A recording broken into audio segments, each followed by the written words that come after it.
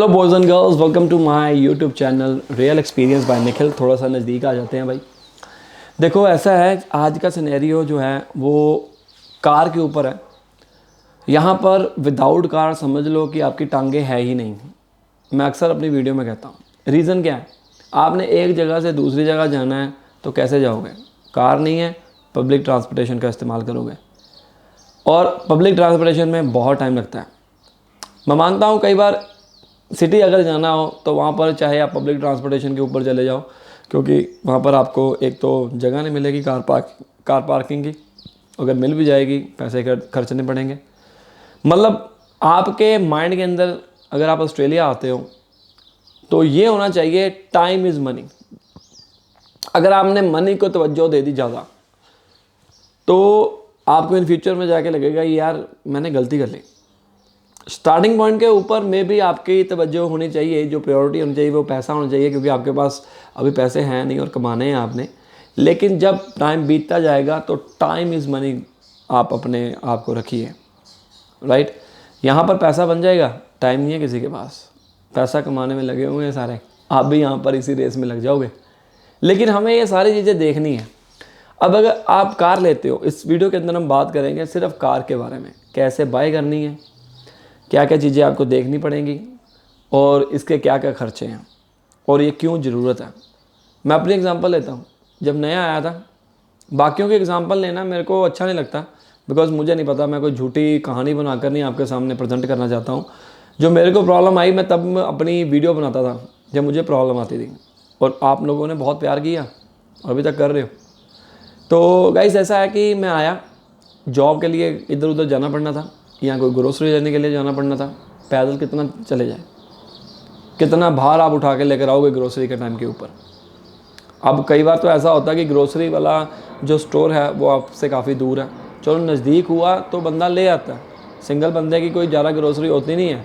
But what about family? Family का क्या, उसके अंदर ग्रोसरी बहुत ज़्यादा होती है, तो आपको कार लेनी पड़ेगी। अदरवाइज़ उबर करो, टैक्सी करो, राइड शेयर करो, उसमें पैसे ज़्यादा लगेंगे।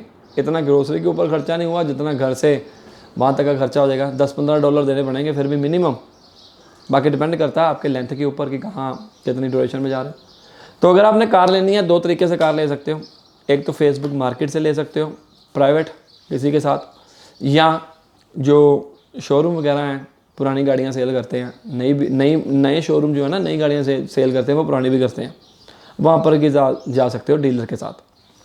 यहाँ रिपेयरर वाले होते हैं, वो भी जा सकते हो, डिपेंड। अभी फेसबुक मार्केट के ऊपर कई बार आपको गाड़ियाँ अच्छी मिल जाएंगी, बट उसमें धोखाधड़ी भी हो सकती है। क्या पता जो बंदा आपको बुला रहा है वो कैसा है, हमें नहीं पता। तो पूरा सतर्क होकर आप जाइएगा, राइट। ऐसे कई केसेस सुनने को मिले हैं। फेसबुक मार्केट के ऊपर जो चीज़ डाली होती है, बाद में जब कोई लेने आता है तो भाई साहब कुछ और ही हो जाता है। वो आप देख लेना न्यूज़ में। तो अगर फेसबुक मार्केट ऊपर कोई मिल भी जाता है जेन्युइन, तो आप एक जो मैकेनिक है उसको ज़रूर दिखाएं, क्योंकि अगर दिखाओगे नहीं, ये ना हो कि आपको बाद में लेने के देने पड़ जाएंगे। एवरेज यहाँ पर जो गाड़ी आती है, मैं कहता हूँ रद्दी से रद्दी चलेगी अच्छी, पर 20-25 साल पुरानी, 20 साल पुरानी गाड़ी, वो आपको 3 से 5 हज़ार, 3-4 हज़ार में मिल जाएगी। कई बार 2 हज़ार में भी मिल सकती है, डिपेंड ऑन द सिचुएशन की सिचुएशन है क्या। बट मेरा ये क्या मानना है कि आप थोड़ी सी अच्छी गाड़ी लेना, ताकि थोड़ा साल चल भी जाए।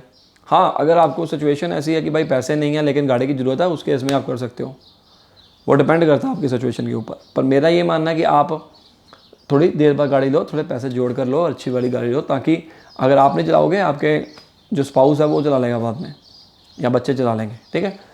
दूसरा तरीका क्या है, डीलर के पास जाओ। थोड़ी सी गाड़ी महंगी हो सकती है लेकिन टेंशन फ्री होती है। डीलर जो है वो वारंटी भी देते हैं 3 महीने की, 6 महीने की, और गाड़ी ख़राब होती नहीं है मेरे हिसाब से। बाकी मैं टेक्निकल चीज़ है, कोई भी प्रॉब्लम आ सकती है। ये नहीं है कि भाई मैंने कह दिया और कभी होगी नहीं, ऐसा नहीं है। वो कोई भी हो सकती है, नई में भी हो सकती है। मैंने 3 गाड़ियाँ ली हैं, दोनों की पहले गाड़ी ली थी लैंसर, जो अभी मैं चलाता था पहले। वो मैंने यहाँ से ग्रैनिक बीच है वहाँ से ली थी। वो सेकंड हैंड गाड़ियाँ परचेज सेल करते थे। तो ये मत सोचिए कि भाई आपकी गाड़ी कौन सी, कईयों के माइंड के अंदर ये आया था कि भाई मेरा ये लेवल नहीं है, मैं गाड़ी ये चलाऊँगा नहीं, देखो लेवल तो किसी का भी नहीं होता, ये चलाने का दिल नहीं करता। हमने यहाँ पर ये सोचना है, तो आपने ये नहीं देखना कि भाई मेरी इतने साल पुरानी गाड़ी है। यहाँ पर 20-20, 25-25 साल पुरानी गाड़ियाँ चल रही हैं अच्छे ढंग से, अगर आपने अच्छे से केयर होगी, ठीक है ना। डिपेंड करता है वो, ये मत सोचिए। कई बंदे तो यही सोचते हैं कि भाई, खास तौर के ऊपर लड़कियाँ लोग सोचती हैं, माइंड मत करना कि भाई हमारे अपने घर वाले भी सोचते हैं ऐसे ही कि मैं इतने साल पुरानी गाड़ी नहीं लूँगी। बट ऐसा कुछ नहीं है, जॉब में जाओ, पैसा कमाओ, बाद में चेंज कर लो, no problem at all. Dealer से लोगे थोड़ी बहुत आपको सेटिस्फेक्शन जी हो जाती है। मैंने जितनी भी गाड़ी ली हैं सारी डीलर से ली हैं, थोड़े से पैसे ज़्यादा खर्च करते हैं लेकिन हो जाती है। और आप डीलर से अगर लेते हो तो वो पेमेंट प्लान भी बना सकते हैं आपका, मतलब ज़रूरी नहीं है कि सारे पैसे आपको इकट्ठे देने हैं, पेमेंट प्लान बना सकते हैं। लेकिन अगर आप प्राइवेट लेते हो, आई डोंट थिंक सो, क्योंकि उसने तो भाई पैसे सारे इकट्ठे लेने हैं। तो डीलर से मान लो एक गाड़ी हमारे को 15,000 में मिल रही है, वही गाड़ी डीलर से 17,000 की मिल रही है, और वो प्लान भी बना के दे रहा है। अगर आपके पास सारे पैसे नहीं हैं तो आप जा सकते हो डीलर के पास, वो प्लान बना देगा पर मंथली के हिसाब से, ठीक है। इंटरेस्ट वगैरह जो भी होगा वो कर लेना। तो ये 2 तरीक़ों के साथ आप गाड़ियाँ ले सकते हो, प्राइवेट या डीलर के साथ। बाकी सारी चीज़ें चेक करके लेना, ये ना हो कि बाद में लेने के देने बढ़ जाएँ और जो $5,000-6,000 आपने जोड़ा है सारी मेहनत करके वो ख़राब हो जाए। एंड इसके अलावा खर्चे कौन कौन से हैं? एक तो आपको कार की इंश्योरेंस कराना बहुत ज़रूरी है। थर्ड पार्टी भी हो सकती है, कॉम्प्रिहेंसिव भी हो सकती है, जिसको हम बम्पर टू बम्पर कहते हैं इंडिया में। थर्ड पार्टी मतलब अगर बाई चांस भगवान ना करे एक्सीडेंट होता है तो उसको पैसे मिलेंगे, आपको कुछ नहीं मिलेगा, आपकी गाड़ी गई। और इसके अलावा कॉम्प्रिहेंसिव, अगर एक्सीडेंट होता है तो दोनों को मिलेगा, और जिसकी गलती होगी एक पर्टिकुलर अमाउंट देनी पड़ेगी उसको, बाकी चलते रहेगा। इंश्योरेंस कराना बहुत ज़रूरी है मेरे हिसाब से। रीज़न पता क्या है? मान लो आपकी गाड़ी है 5,000 की, भगवान ना करो आप किसी ऐसे बंदे के अंदर ठोक दो जिसकी गाड़ी है 1.5 लाख की, तो महाराज जी आप करोगे क्या करोगे? आप 4-5, आप ये सोचोगे कि 4-5 हज़ार की गाड़ी है, चलो छोड़ो। आप दूसरों के सेफ्टी के बारे में सोचो, अपने बारे में भी सोचो लेकिन दूसरों के भी। अगर आपकी गाड़ी ठुक जाती है 5,000 में, चलो 5,000 बहुत बड़ी रकम नहीं होती है, आपको मालूम, लेकिन व्हाट अबाउट 1 लाख, कौन पे करेगा? आपको देने पड़ेंगे फिर। सो बेटर ऑप्शन क्या है? Insurance is must.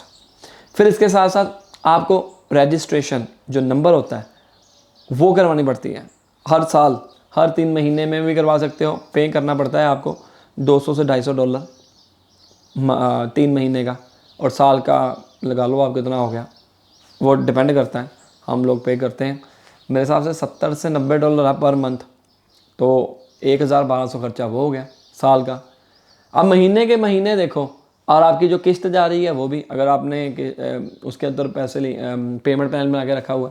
So ultimately अगर मैं मान के चलूँ कि आपने 10,000 की गाड़ी ली है, तो 10,000 की गाड़ी में मेरे हिसाब से $500 या $800 पर मंथ बनेगी किस्त। वो डिपेंड करता है कितने साल की बनती है, 1,000। तो आप लगा के चलो कि ये सारे खर्चे आपके साथ में जुड़ जाएंगे। लेकिन आपको शौक जो, उसके बाद पेट्रोल का खर्चा तो भूल ही गए, चलाओगे तो पेट्रोल भी खर्च होगा। एक बार याद रखना है, 6 सिलेंडर गाड़ी, कईयों को इन्फॉर्मेशन नहीं होगी, मैं भी कोई मैकेनिक नहीं हूँ, मुझे कोई ज़्यादा इन्फॉर्मेशन नहीं है। 4 सिलेंडर गाड़ी सबसे बेस्ट है, जो कम पेट्रोल पीती है। जितने सिलेंडर बढ़ते जाएंगे उतना तेल पीते जाएगी। तेल नहीं होगा, वो खून पिएगी आपका, क्योंकि जब भी आप चलाओगे गाड़ी माइलेज होगी कम, पेट्रोल जल्दी फूका जाएगा। तो ये सारी चीज़ों का ध्यान में रखना। बाकी इसके अलावा कोई डाउट है, कोई क्वेश्चन है, वो पूछ लीजिए, नीचे कमेंट कर दीजिए। मिलते हैं अगली वीडियो में, तब तक के लिए ऑल द बेस्ट।